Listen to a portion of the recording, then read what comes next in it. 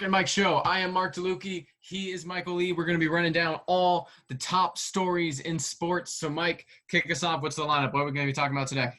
Yeah, so obviously you might be wondering the biggest news in sports today was Rob Gronkowski coming out of retirement and getting traded from the New England Patriots, which he never planned to play for anyway, with his old buddy Tom Brady down in Tampa with the Buccaneers.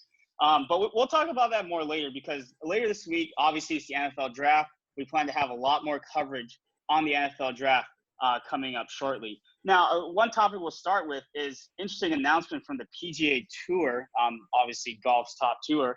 They announced a potential restart date at the Colonial in Texas on June 10th. What's your take on that, Mark? Yeah, again, I just think any scheduling is just, I'm still just, we don't know. And obviously, southern states, it seems like predominantly places with like Republican governors seem to be more open to opening things up and enabling these things earlier in the process. I think it's fair to say it's definitely not responsible from a state government standpoint. It remains to be seen whether it is feasible for these sports leagues. But I mean, June seems like reasonable. Like it doesn't seem out of the question. It's just, again, I just think these start dates and stuff, it puts you in a precarious spot, right? Because we have these months long hiatus. You tell players this, players are going to be really hyped for it. They're going to be ready for it. They're going to be expecting to be able to get back in those revenue streams. And then you get 2 weeks out and maybe the second wave or maybe just the first wave still going. I don't know. It is uncertain. And so I understand why these leagues are doing it, but it's not very confident in it. I think with golf, you theoretically could have a situation where you could return earlier. Obviously, it's a sport where you theoretically could social distance. I think as we see restrictions ease up across the country in certain states, once we get to a certain point, golf courses might be one of the first places to open up for some kind of business. That is definitely very possible. The problem that the PGA Tour is going to have is, one, convincing public health officials, and two, it's going to be traveling. Golf is a little bit different. You can't just confine in one space unless if you're content playing on one course for an entire PGA season, which that's not really golf. Like you kind of want to be able to travel around the country, play the different courses. You're going to have problems bringing in, matter of fact, there's a lot of PGA golfers probably reside outside the United States. Yeah. There's definitely a lot of people that aren't Americans who, some of them probably do live in the U.S. and are probably living in Florida or Arizona or something right now. But they're going to have a problem with trying to get everybody to a single course every week. Their revised schedule basically has like a week break in between each tournament, and it's not really that unchanged other than that, like the Masters was pushed back past the Ryder Cup in November and stuff. Like, I think if golf really wants to do anything this year, they might only be able to do like the majors or something like that. And I don't know how feasible that is because obviously players are going to want to be in top shape coming into a big tournament like any major, like whether it's the Masters, the U.S. Open, or the PGA Championship. Yeah, and that's where it gets interesting in terms of just, again, each of these leagues, part of what's going to be different is the leagues themselves are going to view this differently, both in terms of their need for revenue, also just politically, how they view the COVID outbreak, what they view their responsibility in that. But the other one's the athletes, right? Like we could see similar type of sports that are able to socially distance or not, but some that rush back quicker because, and if I were to speculate, I'd say something like the NFL, where I think a lot of players are still going to be pushing to get back out there alongside ownership versus like the NBA. I wouldn't be shocked if we see the NBA players give a little bit more pushback. And so there's sort of a slower return date, even if the leagues and sort of the political officials in states, they figure out plans, want playing to happen. Yeah, obviously it's something to keep it in track. We have over a month and a half, a little bit less than a month and a half until June. So obviously a lot can change until then. We might see next week they say, screw that, we're going to go forward with a later date or just cancel things altogether. So we'll obviously have to watch how this situation evolves. In other news, consider the consensus top prospect in high school basketball, Jalen Green. He decided instead of going to college, he picked a G League pathway system that will allow him to play professional basketball for a year before being eligible for the draft. What's your take on that, Mark? Yeah, I mean, again, I'm kind of anti-collegiate athletics, how it's set up, especially for players like Green, right? Like anyone, who advocates for players to be paid. This is an option. Again, but this is also with this in mind, he should just be able to go in the NBA draft. There's a consensus. If he were in this draft, he would be the top pick in this draft. but we make him wait a year because he isn't 19 and we want to negotiate on a CBA.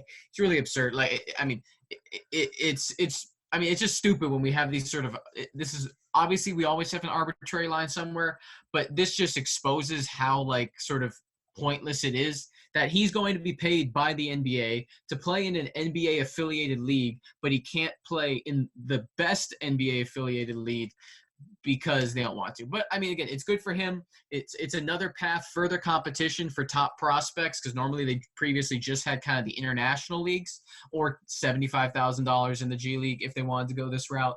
So, and it looks like they're going to be fielding a whole team of these prospects. It looks like they're going to get a pretty well-reputable coach to try to bring in more prospects. Green's obviously the big name, but one of many. So I like it. I mean, again, we'll talk about this more as things start happening, but the future of college sports right now is also really in jeopardy. Now, I think this was happening regardless of that, but that also sort of makes something like this a legitimate and viable alternative going forward. Yeah, I think overall college sports is in a weird position right now, whether they like it or not. I mean, even some people were talking about with NFL draft considerations going to next season. If the college football is played in the spring, would you see guys like Trevor Lawrence or somebody of that magnitude, almost assuredly the number one pick? Would you just decide to sit out the season? Well, and again, the very rare, and again, I emphasize the rareness of this, right? You also have this weird scenario where there's a possibility you don't even have necessarily a college sports season. Maybe we are in this agreement here. We're most likely having a football season just because of revenue, but maybe there aren't some other sports, right? And if there aren't, how the NFL teams, or professional league teams approach the draft in a year, right now we're working on where you aren't getting workouts with players. Well, next year you might be working at where you don't even have game tape on players. You don't even haven't seen them on the court in close to a year, which could also make it interesting. The other news in sort of the prospect front, minor league baseball and MLB, it appears, have come to an agreement. There was sort of wavering and negotiating. What essentially it comes down to is MLB's agreeing, or minor league baseball is agreeing, they're going to cut about 20 to 30 teams at sort of the lower minor league levels. Again, I don't think it's good for the sport. I think it's good for ownership in that sense, and that's sort of what this condensed draft is going to do in June anyway. But they came to an agreement, so at least in that sense, Major League Baseball isn't going entirely away from the minor leagues. Yeah, I mean, I think it's a problem for baseball. I mean, obviously, baseball has a much larger farm system than any sport out there, really. So, I mean, you could make an argument for the reduction, but where you really feel for it is some of these towns that host the minor leagues. I have a best friend who's from Grand Junction, Colorado. Yeah. They're one of the teams that's the Grand Junction Rockies are one of the teams that are on the chopping block potentially right now. Obviously, these bring in some income to these communities. They bring a sense of community. You also feel for the minor league players who all of a sudden aren't going to have a chance now to play in the minor leagues, especially in these tough times when it's hard enough as it is to find a job. So, I mean, I think it was inevitable, but obviously unfortunate. I will say, though, I'm proud of my Go ahead. I'm proud of my San Diego Padres. The only team in Major League Baseball so far that's committed to pay their employees to the rest of the season. Yeah, no, and a number of them, I think 5 or 6, have guaranteed payment through the end of May. But frankly, all of them have the money. Pay should be guaranteed. They do need to come up with pay for better options, I think, for some of the stadium employees that they've sort of said, we're going to lay you off so you can collect unemployment while creating funds. I hope that works out for them, but I think, we need some good reporting to see, how well that system actually works for those employees. I think the other thing is, the municipalities, right? A lot of municipalities gave big tax breaks to build these stadiums to get minor league teams. And again, we've talked obviously before this show, but talked quite a bit about how this is a fruitless endeavor where governments sell themselves out for stadiums that generally aren't very fruitful. But now some of these places might even lose the team altogether, making it even worse on the municipality. And again, this is all because Major League Baseball is trying to make the pool of minor leaguers smaller, so when they're finally forced to pay them living wages, they don't have to pay as many people a living wage, which is despicable, right? Like, it's just like, this is all them shrinking because they know the pressure's coming where they can't keep paying guys $5,000 a year to play baseball. And I hope, for the players' sake, I hope for minor leaguers and future prospects' sake, that the losses we do have on the stadium side of things does mean we can get to a point where they're actually getting paid what they deserve sooner rather than later. Another news going forward, really the only sports going on in town right now, baseball in Asia. the Chinese Professional Baseball Mm-hmm. League is the only league that is currently, that I know of, basically in the entire world, other than also their basketball leagues playing, by the way, but they're the only league that we know of around the world that's playing regular season games right now. And we also have news from the Korea Baseball Organization in South Korea that because both Taiwan and Korea have controlled the outbreak of COVID-19 much better than most countries in the world, they're actually going to start playing regular season baseball on May 5th. Yeah. So, I mean, this is something that was interesting to me because obviously I haven't watched any of the games. I know you have, so I'll throw this to you. But this is an amazing opportunity for these leagues. Like, again, I don't know. I guess it's sort of an interesting sort of give and take, right? Because there's a chance to make maybe a lot more TV or streaming revenue than they've ever thought of because they have this world audience they might be able to tap into. I imagine, especially with the US, again, we've talked about MLB Network, if they were smart, would be all over that. But at the same time, right, I'm guessing they can't have fans in attendance. And my guess is these leagues are much more reliant on attendance revenue. Like we're used to the American leagues, those big leagues that are relying on TV revenue for things. Most other ones aren't. Most are relying on paying ticket and paying customers. That still isn't an option. So how do you, A, what has your experience been watching those games? But B, how do you think that dynamic is going to play out going forward, though? First of all, I think you are right that these leagues do rely more on ticket revenues than TV rights as compared to as in the United States. Now, I think that's more so with Taiwan than in Korea, but it's still an issue that's going to happen in Korea. My take watching these games, I mean, it's baseball. It's interesting. A lot of people will compare it to single A, the CPBL at least, to single A baseball, maybe in the United States, and on its best day, double A. I tend to agree. What you see in both leagues are very hitter friendly as compared to like the Japanese league, which is a little bit more small ball, more pitching. Both the CPBL and the Korean league are known for their hitting, bat flips, some crazy antics. But what's really weird about it is there's nobody in the stands. Now, Taiwan's had some interesting solutions to this. Like, for example, the Rakuten Monkeys, one of the best teams in in Taiwan, they've put up these mannequins in the stands. They have like all these signs all over the stadium. They still have their cheerleaders and some people leading like chants and stuff, and they're pumping a lot more music. To me, it's actually still a pretty interesting atmosphere. You know, one thing with Asian baseball in general is very much more lively, and I think they're doing as good a job as they can, given the circumstances, to pump in some excitement into the games. And obviously, like, you know, even just hearing music during at-bats and stuff like that is something we're not really used to in America. I would hope that if Major League Baseball did come back this season, they would do stuff like that.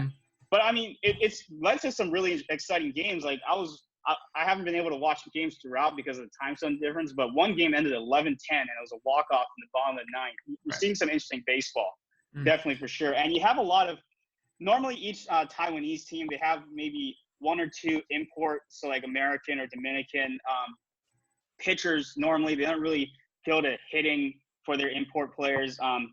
Like some names in Major League Baseball. Some guys have pitched a little bit in Major League Baseball, but not much. Like, you've probably never heard of the names like Ariel Miranda or Ryan Carpenter. These are guys that are now getting a lot of exposure all of a sudden because they're the only people playing baseball. And in Korea, it's kind of a similar game. You have some names you probably remember that are playing in the KBO right now, like Daeho Lee or Kim Hyun-soo or Sung Hwan Oh, former major leaguers. You also like Dan Shirley is currently pitching in Korea.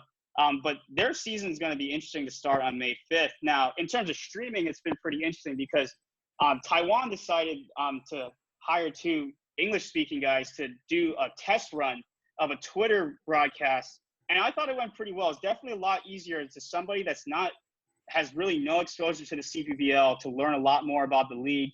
And I thought they did a pretty good job kind of going over things. Obviously, it's a little bit hard to memorize a lot of the names. A lot of them sound the same kind of and stuff like that. But it's baseball. Like, what can you say? I'd say any baseball is better than no baseball. And what's also interesting is Korea, the KBO, is currently had talks with ESPN about broadcast rights in America. That'll be interesting to follow as we get closer to May 5th.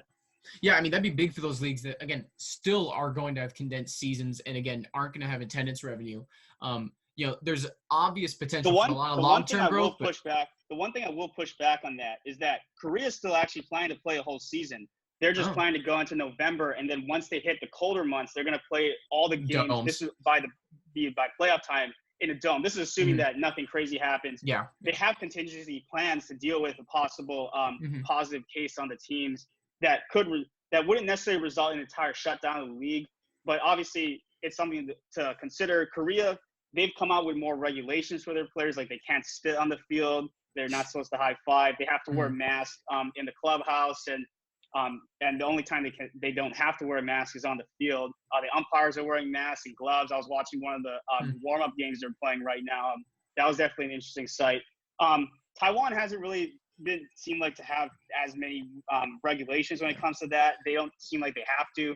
There was even a benches clearing brawl earlier this weekend, which a lot of people were like, well, that's not social distancing, obviously, but it doesn't really seem to be a problem there. Well, and that's the privilege of being Taiwan right now, because they've done, South Korea's done a fantastic job getting sort of the first remnants of an outbreak and shutting it down. Taiwan pretty much prevented any of that from happening, really. So they kind of do have that in their favor. But it is this interesting balance where there's short-term and long-term. You can see this from, like, obviously a very American perspective, being like, these things might have a chance to, if they can market their players. And again, right, you do have, right, the cultural barrier and just the exposure barrier that you have to kind of work with if you're going to work with a broader worldwide fan base.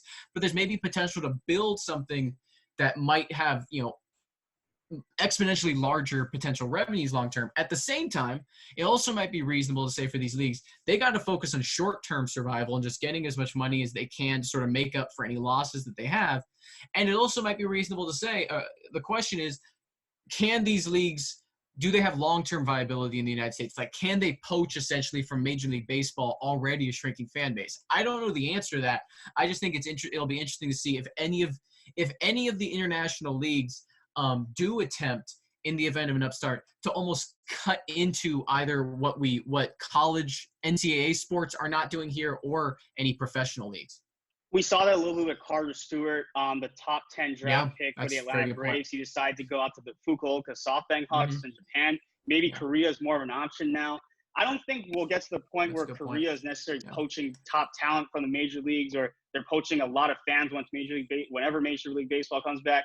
But there's a very good possibility MLB might not be back this season at all. And this is a great opportunity for both leagues to try to capitalize on some fans. Now, I think Korea is a little bit more positioned to do that than Taiwan. I think Taiwan has to try to capitalize right now on the fact that Korea hasn't started up yet.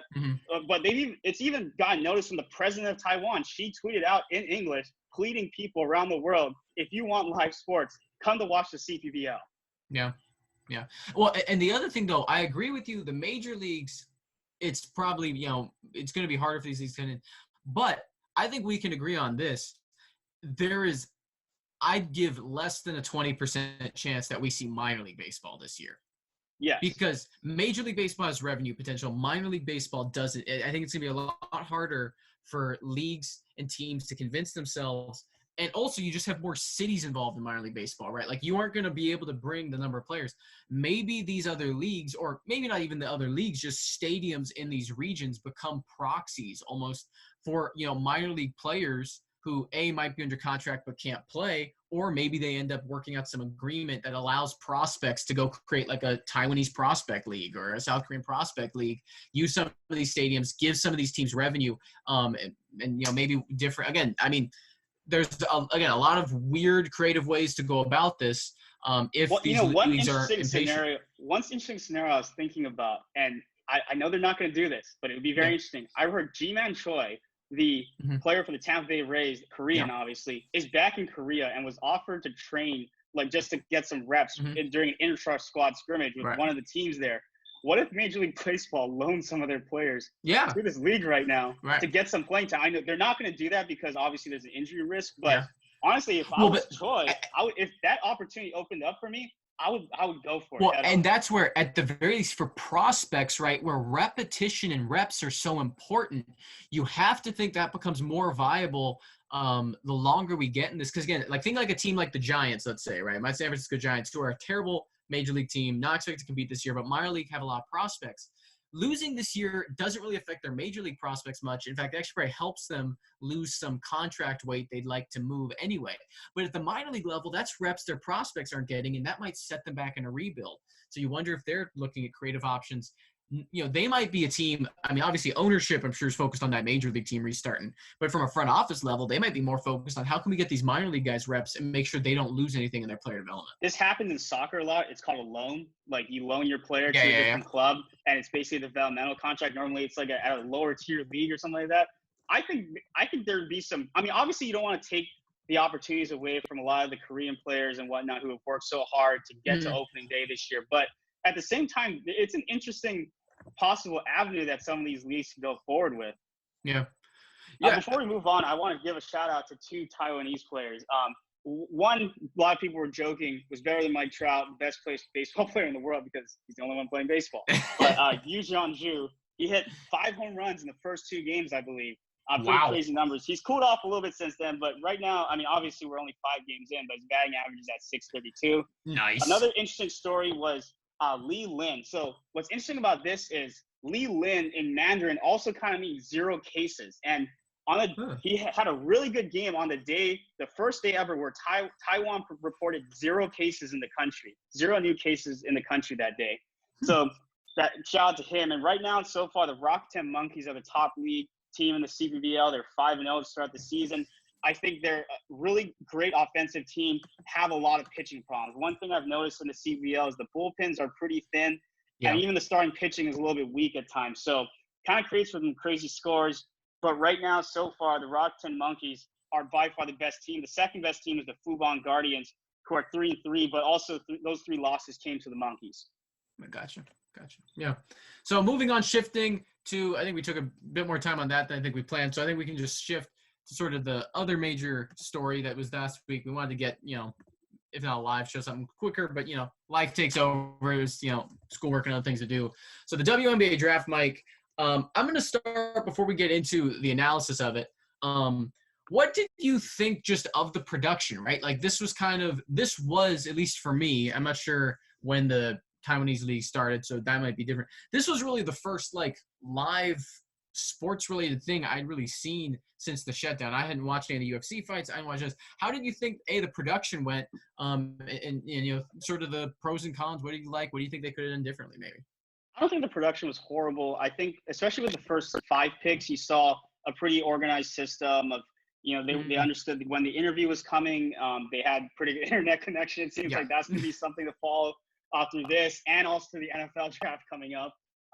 You had some people with not a little bit shoddy internet connection, but I think that could be forgiven with the circumstances and whatnot. I thought Commissioner Engelberg did a pretty good job from her home of announcing the picks and kind of speeding that along. I think where they could have done better was I would have liked to actually just see them go through the picks later on in the second round and stuff. I don't think that was the most egregious thing. I'm not really sure what the WNBA draft does normally. If I'm being completely honest, this is the first time I actually watched WNBA draft. I thought they did a pretty good job overall, very briefly and concisely going over each player and kind of what they bring to the court and whatnot. And I don't think they focused too heavily on Sabrina Ionescu. I mean, obviously she's going to be a big topic. She's a megastar essentially. And I actually thought that, I know there's some criticism towards this. I actually thought the tribute to Kobe and stuff was a nice touch. I mean, maybe it could have been a little bit shorter, but I thought it was – I was fine with them recognizing him. Obviously, you would have liked to see maybe a little bit more stories of the players, but overall, I thought the production wasn't horrible. Yeah, my thing is, and this is where I have a lot of thoughts on Kobe and sort of his relationship with women's basketball, and that's sort of, I think, an entirely separate conversation that we don't need to have now. But I do think the one thing you said is, though, Sabrina is a new star. She's drafted by the New York Liberty. She's going to be in New York, and she got less time than Kobe did at this. And, I agree with you. I thought, the way that tribute was executing that stuff, they did a good job of it. I just feel like you want to be marketing your league and your players. I felt like they did it. This was a very good production that looked like a draft. You know what I'm saying? This was also the first time I watched the WNBA draft. It looked like what I expect when I'm tuning in for a draft. I got the pick announcement, I got an analysis, I got a little video clip and an interview with the player. But I thought this was an opportunity for the league. And again, I doubt the NFL will do anything different because the NFL has the ammunition to kind of just sort of rely on old models. I was kind of hoping the WNBA, and granted, maybe this wasn't on them, maybe this also responsibly falls on ESPN, is one, I would have liked to kind of have some WNBA games coming in before. I know they aired a WNBA Finals game right after the draft, but the programming before was just some basketball, some baseball. Like I would have liked some lead up from the network to sort of expose us to the teams. But I also felt like at times they were rushing. Like they knew they had 2 hours. Like there was a commercial break and you came back and there were 5 picks in the second and third round.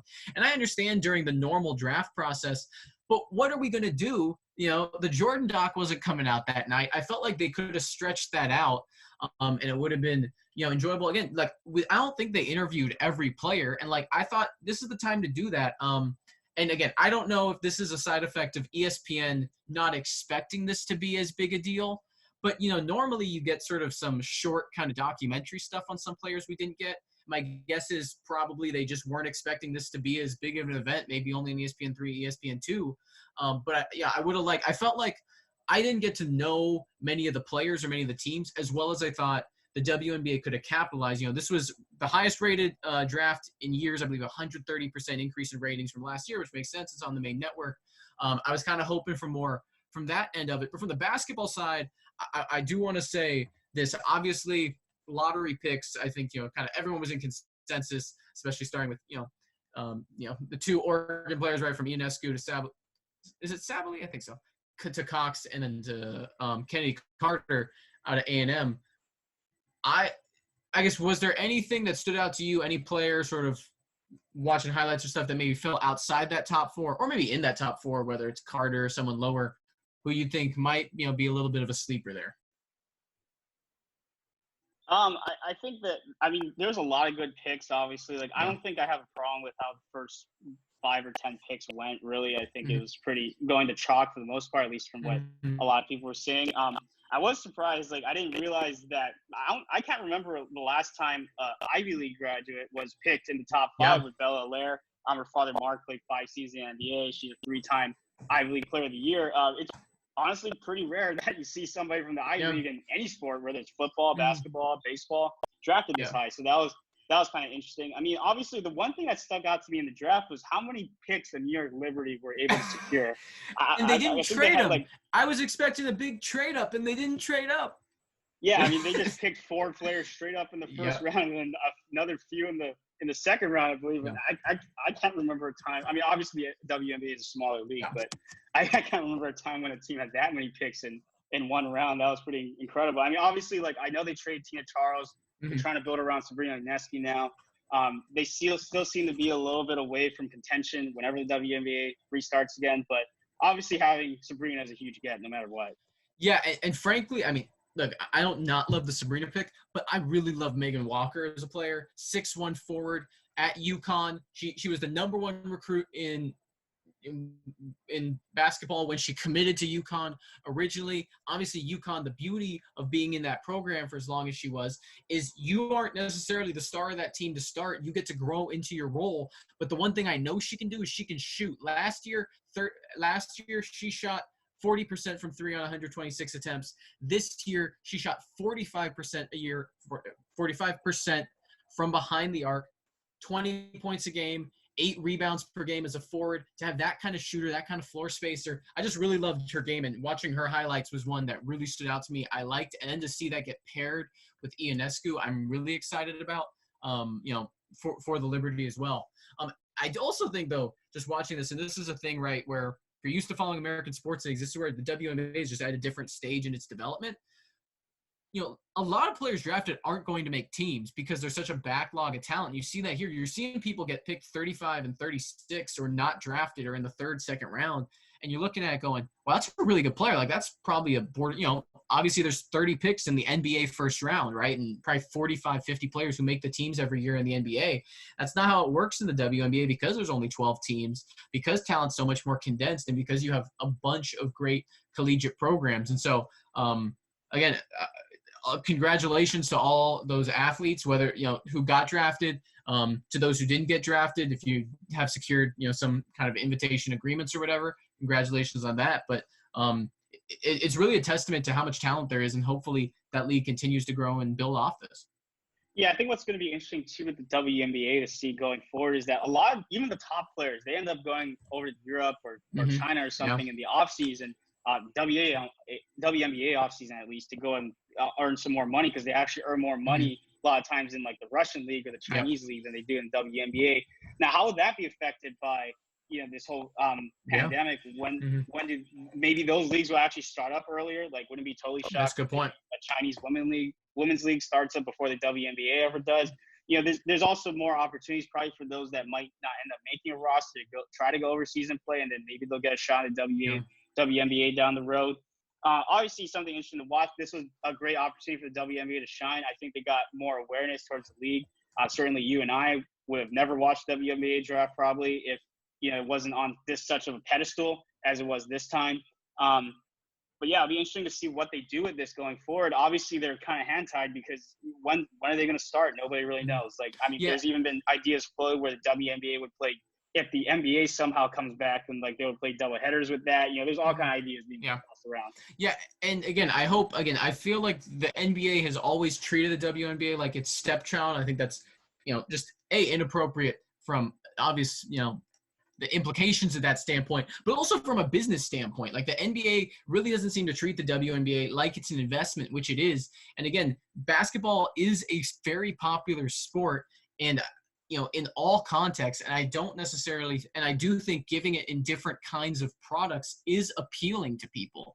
And I think, again, but I do think they're going to run into issues. Normally, off seasons when they go internationally, well, we've talked about there's going to be this backlog of sports. All the leagues are going to want to be starting at once.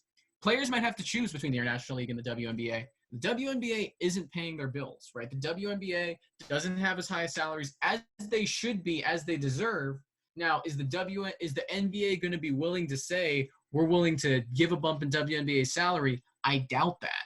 I'd be very happy to hear it, but I doubt it. And so you also, again, the WNBA, right? We've seen players take breaks to pursue broadcasting. We've seen, players to take breaks. And again, this might not be a function of the salary, but to take breaks to do social activist work. Like, because of the nature of the salaries and stuff, athletes are necessarily less likely to stick around. They seem to have a face in Ionescu now. And she's in New York, which is where you want a star to be. She'll probably be the biggest basketball star in New York with how bad the New York Knicks. Yeah, and perhaps the WNBA can be the one team, or the one institution that wins from James Dolan's existence in that city. Because the longer the Knicks stay irrelevant, the bigger a chance the team like the Liberty has to step up. And I'm rooting for it. I'm rooting for the WNBA. I am actually going to be invested now. I didn't want to get on the Liberty bandwagon because A, it's New York, and B, I'm like, I don't want to follow everyone with Ionescu. But then they got Megan Walker. I don't know. I do. One of my sleeper winners from the draft. I really like what the Chicago Sky did. Had to fill some holes. They were sitting at 8 in the first round and ended up with a pair of third-round picks. They got Ruthie Hebard from Oregon, who isn't necessarily someone who flashy, really impressed you on tape, just knows the game, plays it really well, really fundamentally sound four. Then in the third round, they add a point guard and then grab Kia Gillespie, who just really impressive to me that she was still on the board. She was ranked by almost all big boards, top 20. Some even had her top 15, just a really solid, able to space the floor forward, and kind of surprised she was still there for them when they were picking in the 30s. I can see, why they were happy to get her, and that'll add some talent there. Again, it's just hard to know with any third-round pick what the path to making the team is. But when you're looking at value there, I thought they did really well with where they were picking. Obviously they didn't have 4 picks in the first round like a team like the Liberty, but still came away with some talent. You could say, all right, I can see some pieces here. They're going to build something. And I think Ruthie Hebard could be a really complementary piece to what they already have. They have a really solid point guard, Courtney Vandersloot. Yep. Likes to play the pick and roll. Hebard's really good in the pick and roll. That could work out really well. They also already have a deep threat who was featured on the NBA horse competition, Allie Quigley. Yep. So you can spread out the court a little bit there. Mm-hmm. Definitely.